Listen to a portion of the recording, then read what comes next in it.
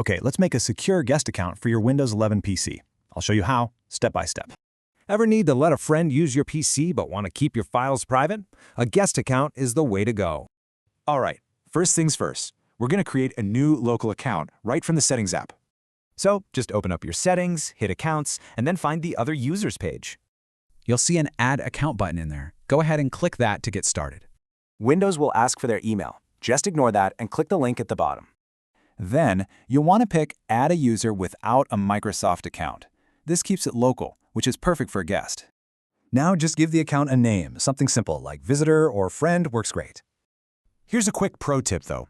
You actually can't use the name guest. It's a reserved name in Windows. Set up a simple password, answer the security questions, and then just click Next to finish up. Okay, now for the really important part. We're going to add this account to the Guests group for extra security. Pop up in your Start menu and just search for Computer Management, then open it up. On the left side, dig into System Tools, then Local Users and Groups, and finally click Users. Find that new account you just made, give it a right-click, and choose Properties. A new window will pop up. Just click on the Member Of tab. Now click Add, then Advanced, and Find Now.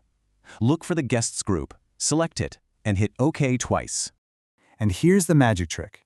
Select the Users group and click Remove. This is what really locks it down. Almost there. Just click Apply, then OK. That's it. The account is now super restricted. And boom, you now have a totally secure way to share your computer. Your files are safe. So, why does this matter? Well, your files stay private, and guests can't change settings or install stuff. And just like that, you're done. Got another Windows task you want us to tackle? Let us know.